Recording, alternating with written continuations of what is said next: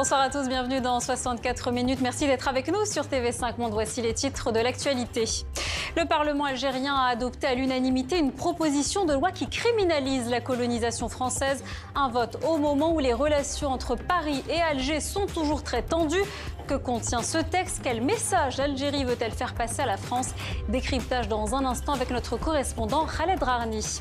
L'Union européenne condamne fermement les sanctions américaines contre l'ancien commissaire européen Thierry Breton, avec 4 autres ressortissants européens engagés en faveur de la régulation de la tech. Ils sont désormais interdits de séjour aux États-Unis. Comme chaque jour sur TV5 Monde, on vous fait vivre la plus grande compétition de football africaine. Ce soir, on va notamment suivre l'entrée en lice de la Côte d'Ivoire, tenante du titre, mais aussi de l'Algérie qui affrontait le Soudan. Après Los Angeles, Philadelphie, Londres et Toulouse, l'exposition All About Love de Michaeline Thomas s'est installée au Grand Palais à Paris. Elle est la première artiste afro-américaine à y présenter une exposition en solo, plongée dans son univers à la fin de ce journal. C'est une première historique. La cuisine italienne dans son ensemble vient d'être inscrite au patrimoine culturel immatériel de l'UNESCO. Qu'est-ce que cela signifie? Est-ce une victoire culturelle, politique, économique ou tout ça à la fois? On en parle juste après le journal avec notre invité, le journaliste Jordan Moualim, spécialiste de la gastronomie. Mais avant d'ouvrir ce journal, direction Bethléem. Pour la première fois depuis 2 ans, la ville renoue avec les festivités de Noël. Malgré la période de fête, l'ambiance reste morose. Les touristes ne sont pas au rendez-vous et les commerçants s'inquiètent. Christina Moleova.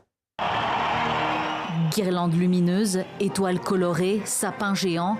Les décorations de Noël ont envahi la place de la Mangeoire, en plein cœur de Bethléem.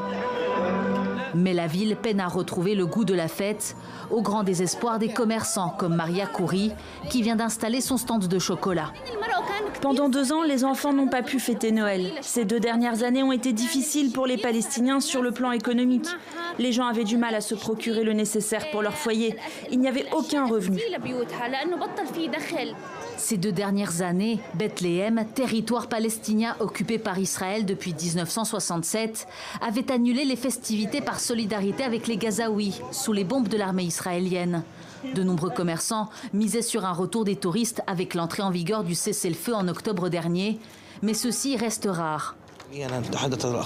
Bien que les médias aient annoncé la fin de la guerre, en réalité, peu de choses ont changé sur le terrain. Certains visiteurs viennent pour visiter l'église de la Nativité, mais il y a un autre problème. Leur guide touristique ne leur laisse pas le temps de se promener dans les ruelles et les vieilles rues de Bethléem.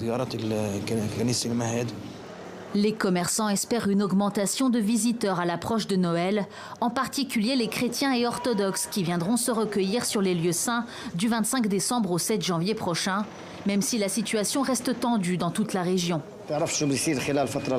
Nous ne savons pas ce qui va se passer dans les prochains temps. À tout moment, quelque chose peut arriver. La situation peut basculer complètement et les choses peuvent à nouveau empirer. Une situation qui menace l'économie locale. Dans la région de Bethléem, 80% des habitants dépendent du tourisme religieux. Depuis le début de la guerre à Gaza, le taux de chômage est passé de 14 à 65%. Israël qui continue ses ambitions territoriales sur plusieurs fronts alors que la trêve est toujours fragile. Le ministre israélien de la Défense, Israël Katz, promet de ne jamais quitter la bande de Gaza. Il affirme que les forces israéliennes resteront présentes de manière permanente dans l'enclave palestinienne, ravagée par 2 ans de guerre. Écoutez-le. Nous sommes au cœur de Gaza et nous ne la quitterons jamais. Nous sommes là pour défendre, pour empêcher que cela ne se reproduise. Nous restons fermes. Comme nous l'avons dit, nous avons confiance en Israël et en l'armée israélienne pour défendre Israël dans cette lutte acharnée entre les ennemis djihadistes et les ennemis israéliens. L'Algérie réclame excuses et réparations à la France pour son passé colonial. Les députés algériens ont adopté à l'unanimité ce mercredi une loi pour criminaliser la colonisation française dans un contexte où les tensions diplomatiques entre Alger et Paris sont toujours très vives. On va retrouver notre correspondant Khaled Rarni. Khaled, bonjour. Que contient exactement ce texte ? Le texte de 24 articles adopté aujourd'hui fait rare à l'unanimité des députés de l'Assemblée nationale. Alors, il criminalise la colonisation française depuis son début, le 14 juin 1830, jusqu'à la proclamation de l'indépendance, le 5 juillet 62. Alors, la loi énumère tout ce qui est considéré comme fait colonial, ça veut dire les tueries, la torture, les bombes, les mines antipersonnelles, mais aussi les essais nucléaires pratiqués par la France dans le désert algérien jusqu'à l'année 1962.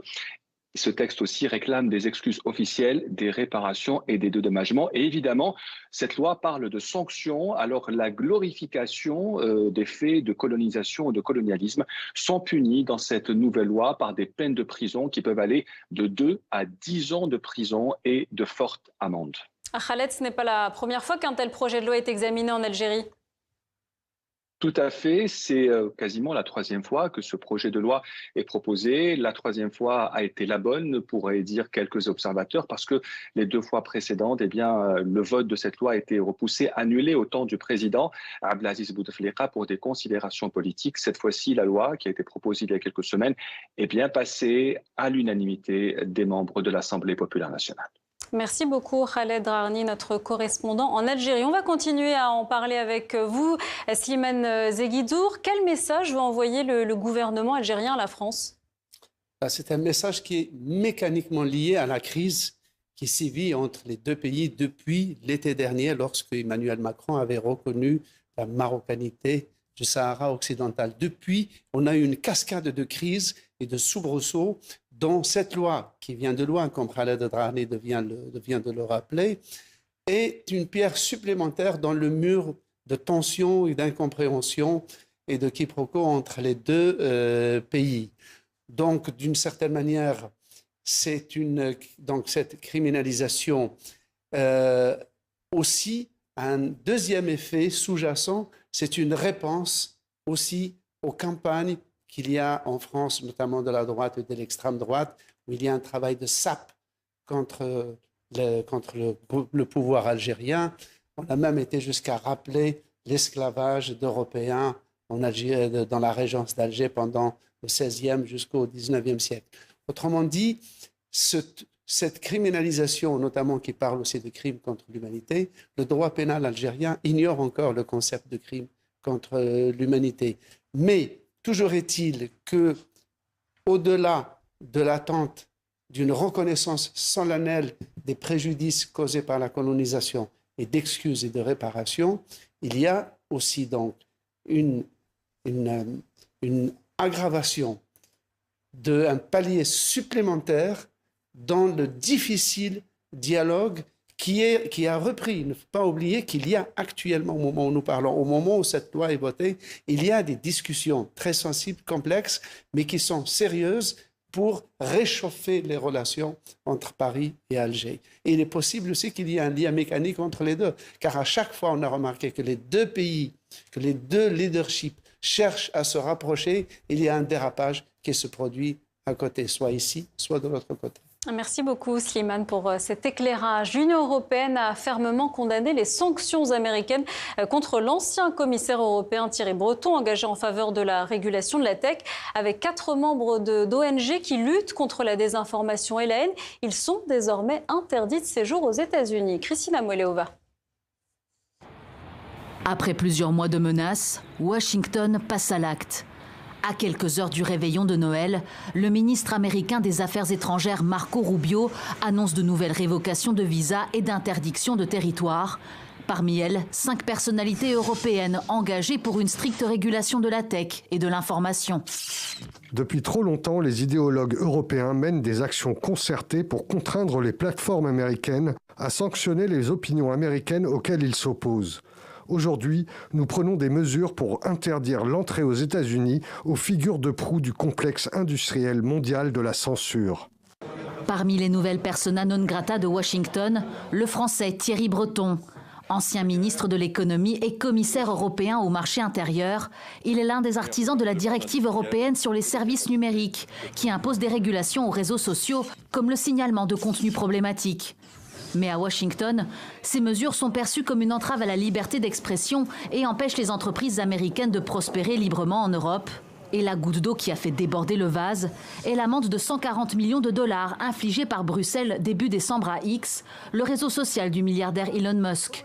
Pour l'ex-haut fonctionnaire européen, cette sanction ressemble à la chasse aux sorcières anticommunistes des années 50. Un vent de maccarthisme souffle-t-il à nouveau ? Pour rappel, 90% du Parlement européen démocratiquement élu et les 27 États membres, à l'unanimité, ont voté le règlement européen sur les services numériques. Cette crise entre Washington et Bruxelles sur le sujet n'est pas nouvelle. En février dernier, le vice-président des États-Unis, J.D. Vance, a donné le ton en critiquant un recul de la liberté d'expression sur le vieux continent. Après les pressions diplomatiques et les sanctions, les États-Unis pourraient désormais viser les groupes européens de la tech et notamment les entreprises françaises comme Mistral, Publicis et Capgemini qui réalisent une partie de leur activité de l'autre côté de l'Atlantique. Donald Trump va-t-il être rattrapé par le scandale Jeffrey Epstein? Le gouvernement américain a publié ce mardi une nouvelle série de documents sur cette affaire de trafic sexuel pédocriminel. Le nom du président américain y apparaît à plusieurs reprises. Philippine de Clermont-Tonnerre. 11 000 nouvelles pièces dévoilées. Une masse d'informations, certes éparses et incomplètes, mais non moins embarrassantes pour Donald Trump, dont le nom est cité à de nombreuses reprises. Plusieurs documents montrent notamment l'intérêt porté par les procureurs pour le président américain. Comme ce courriel, daté de 2020, et signé d'un membre du bureau du procureur de New York. Selon lui, le milliardaire a effectué 8 voyages dans le jet privé de Jeffrey Epstein entre 1993 et 1996. De plus, dans 2 de ces avions se trouvaient des femmes susceptibles de témoigner dans l'affaire Ghislaine Maxwell, l'épouse et complice du financier. On trouve également cette assignation adressée l'année suivante, en 2021, au club Mar-a-Lago de Donald Trump. Dans cette lettre, les enquêteurs exigent tous les documents relatifs à l'emploi d'une personne dont le nom a été caviardé. Questionné lundi par les journalistes, Donald Trump minimise. Je pensais que cette affaire était close. Beaucoup de gens sont très en colère que des photos d'autres personnes qui n'avaient vraiment rien à voir avec Epstein aient été publiées. Mais elles apparaissent sur une photo avec lui parce qu'il était à une fête et vous ruinez la réputation de quelqu'un. Parmi les fichiers mis en ligne, certains sont faux, prévient le ministère de la Justice américain. Comme cette carte, prétendument écrite par Jeffrey Epstein à l'ancien médecin de l'équipe olympique de gymnastique, lui aussi emprisonné pour crimes sexuels. On peut y lire « Notre président partage également notre goût pour les jeunes filles nubiles ». Selon le gouvernement, le FBI a notamment conclu que l'écriture ne semble pas correspondre à celle de Jeffrey Epstein. Cette fausse lettre nous rappelle que la publication d'un document par le ministère de la Justice ne rend pas vrai pour autant les allégations ou affirmations qu'il contient. Le ministère continuera néanmoins de publier tous les documents requis par la loi. En novembre dernier, le Congrès a exigé la publication de tous les documents non classifiés relatifs à l'affaire Epstein. Vendredi, date limite pour la remise de ces fichiers, un premier lot de pièces avait été mis en ligne. D'autres personnalités, comme Bill Clinton ou Michael Jackson, apparaissaient. Mais Donald Trump était peu présent. Ce constat a suscité de vives critiques vis-à-vis du ministère de la Justice, accusé de ne pas être neutre. Sur le front de la guerre en Ukraine, l'armée russe continue de progresser. L'armée ukrainienne abandonne la ville de Siversk dans l'est du pays, un bastion qui protégeait le dernier quart de la région de Donetsk. Cette ville de 10 000 habitants résistait depuis 3 ans et demi. Une décision prise pour préserver la vie des soldats selon l'état-major. Allez, on ouvre à présent notre page Maroc 2025.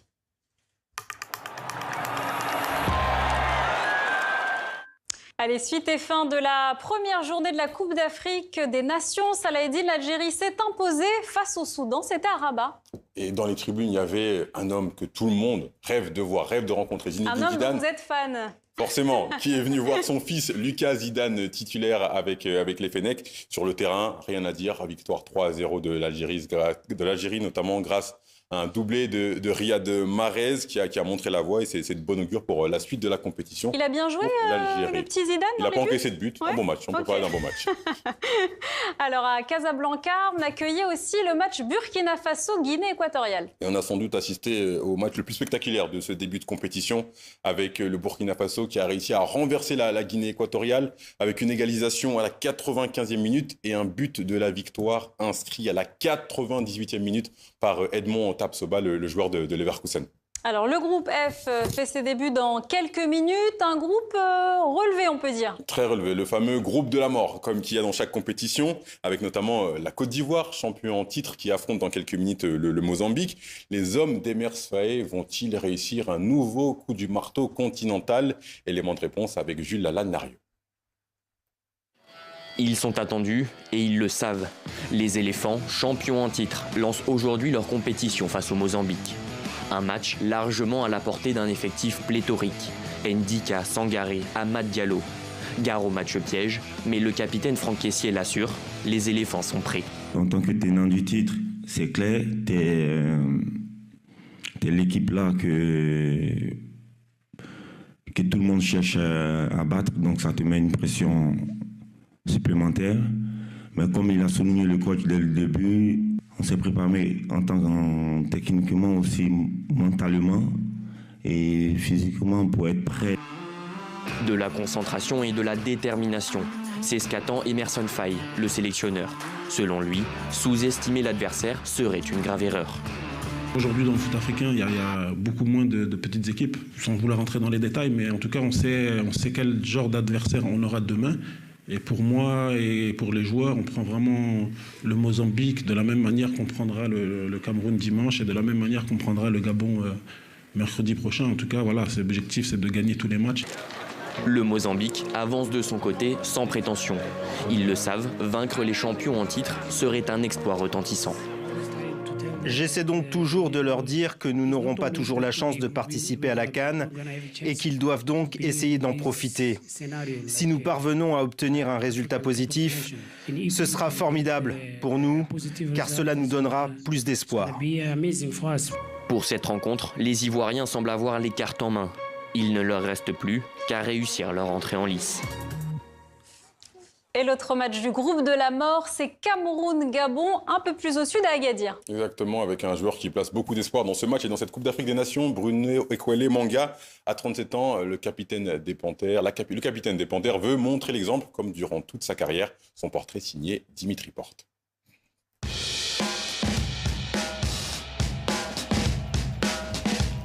C'est un roc, un pic, un cap, une péninsule. Au milieu des Panthères, Bruno Ekwele Manga est un phare dans la nuit. Âge 37 ans et 19 ans au sein de la sélection du Gabon, un bail. Au point qu'au pays, on lui a donné un surnom. Arrive Laurent, comment se déroule cette préparation? Y a-t-il des anecdotes?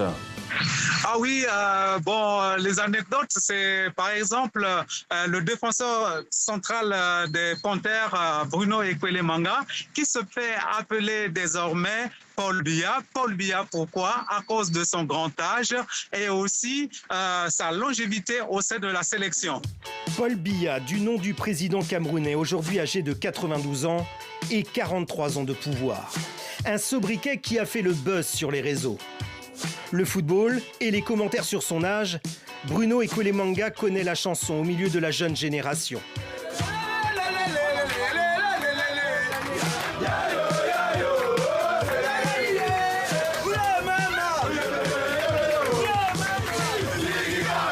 Le défenseur des Panthères joue au Maroc sa 6e CAN. Ça vous pose un homme.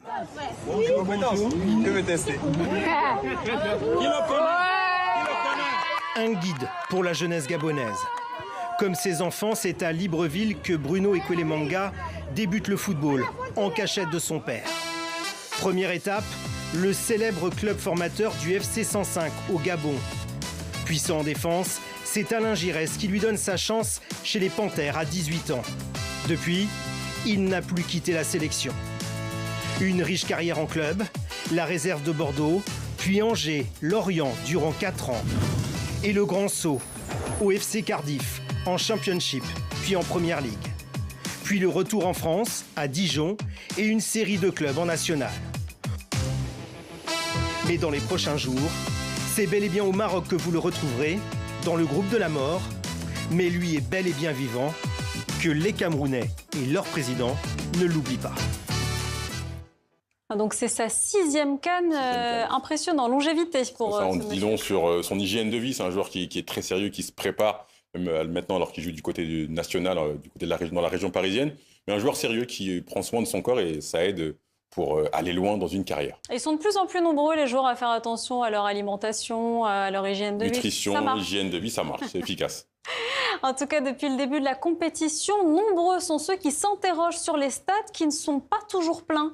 C'est souvent le cas en Coupe d'Afrique des Nations. Peut-être à cause de la météo, il a beaucoup plu. Hein. Il y a la météo, mais c'est souvent le cas quand le pays hôte ne joue pas. En tout cas, ça fait beaucoup parler sur les réseaux sociaux. On voit ça dans ce sujet signé Dimitri Porte et Rodolphe Clémendo. Il y a plusieurs jours, l'information s'étalait dans toute la presse. 1 million de billets vendus en moins de 5 jours pour la Coupe d'Afrique des Nations au Maroc. Le secrétaire général de la CAF se réjouissait même de l'engouement suscité. Ça devient un événement planétaire. Je vais vous expliquer pourquoi c'est planétaire. Aujourd'hui, on a vendu plus de 1 million de billets déjà. Plus de 1 million de billets. Sauf que depuis le début de la Coupe d'Afrique des Nations, une question se pose. Pourquoi certains stades sont clairsemés? Regardez comment le stade est vide. Ça dit qu'il n'y a pas une compétition, ça dit qu'il n'y a rien. Pourtant, il y a la Coupe d'Afrique des Nations. La séquence qui a fait le buzz sur les réseaux sociaux, c'est cette vidéo. Elle montre des centaines de supporters se presser vers le stade d'Agadir alors que le match Égypte-Zimbabwe est en cours lundi dernier. Face aux tribunes désertiques, les organisateurs ont décidé d'ouvrir les portes. Le match s'est terminé à 30 000 spectateurs. Hier, lors de la rencontre République démocratique du Congo-Bénin à Rabat, des billets ont été distribués à l'entrée du stade, comme l'a constaté ce journaliste. C'est bien d'un côté, mais ça montre aussi le problème de la tarification des prix qui sont pratiqués, parce que les tickets les moins chers ici sont à 100 dirhams, ce qui fait plus ou moins 10 euros. Certes, si c'est votre pays qui joue, si c'est le Maroc, si c'est l'Algérie, les gens sont prêts à mettre ce prix-là. Mais pour une autre sélection, c'est quand même des prix assez élevés par rapport au niveau de vie africain en général. Outre le prix des places, d'autres pistes sont émises. Selon plusieurs sources, beaucoup de billets auraient été achetés par des revendeurs qui n'auraient pas trouvé preneur. Le système de vente en ligne en 3 phases n'aurait pas été simple. Chaque CAN rencontre les mêmes ou d'autres difficultés. Ce n'est pas la première fois qu'un pays organisateur fait face à ce genre de situation. On l'a vu dans beaucoup d'autres Coupes d'Afrique et même lorsque le gouvernement décide de donner des vacances aux scolaires, c'est pas toujours plein à tous les matchs. On se rappelle du Gabon en 2012 notamment. Mais sur le Maroc, le cas de ces stades vides peut poser problème puisque souvent ce sont des très grands stades par rapport aux jauges habituelles. La décision de la CAF et du pays organisateur, le Maroc, d'ouvrir les portes de certains stades ou de distribuer des billets a été saluée sur les réseaux sociaux, les internautes qualifiant cette CAN de compétition du peuple. Merci beaucoup Salah-Eddine Gakou pour ce point très complet. Prochain match pour le Sénégal, c'est quand? Samedi, contre la RDC. Samedi, on sera au rendez-vous. Nous, on se retrouve dans quelques instants pour la deuxième partie de 64 minutes. On parlera de la gastronomie italienne inscrite au patrimoine immatériel de l'UNESCO. Tout un programme, restez avec nous sur TV5 Monde. À tout de suite.